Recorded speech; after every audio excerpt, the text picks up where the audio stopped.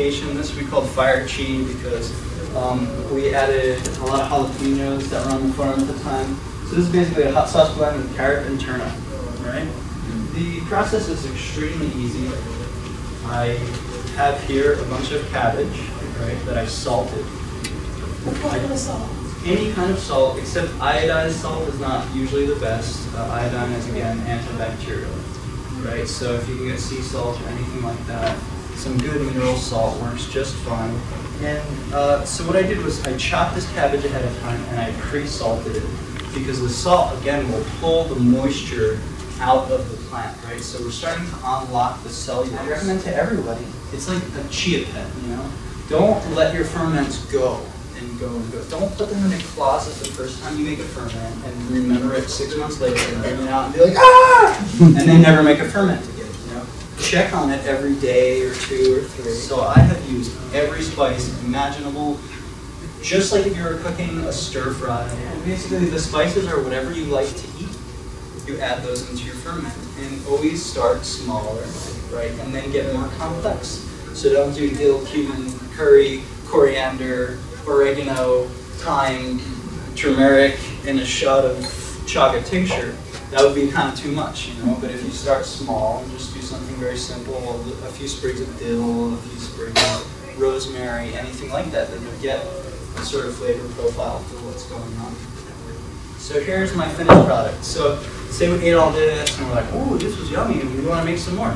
So all I had to do was chop this up.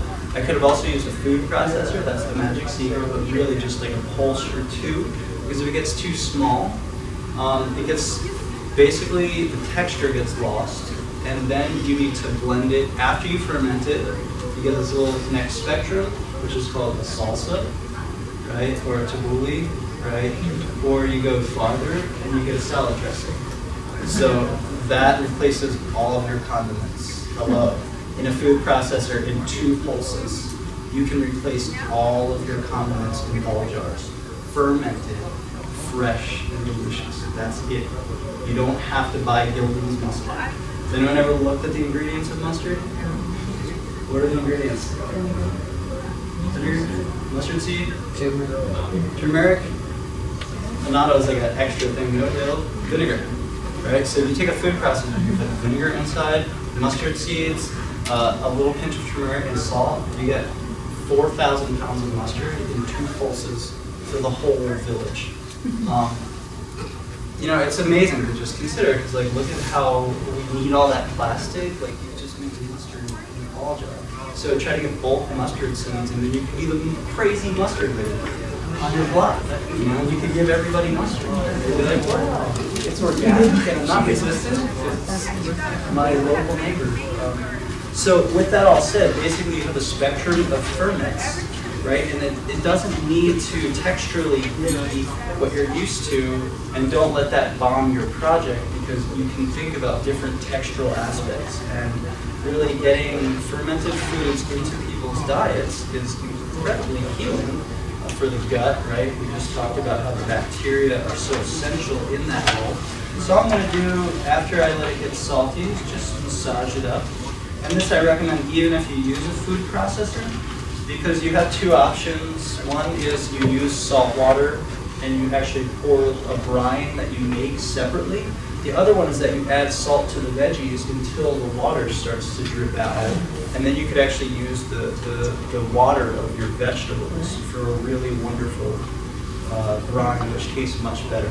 You could use juice. I've heard of people use celery juice for that, like salty celery juice, and just pour it over the veggies. All kinds of things like that are possible. So, you know, you just smush it up, you get all that therapy out, you squish all your family's heads with love, and you're just like, oh, I love to squish your heads and get all that therapy out so that I don't have to do any harassment. So much better. Kimchi therapy. So you'll see that since I let it sit for a while, that's starting to get juicy. As far as how much salt, has anyone ever gargled with salt water? That much. Salty.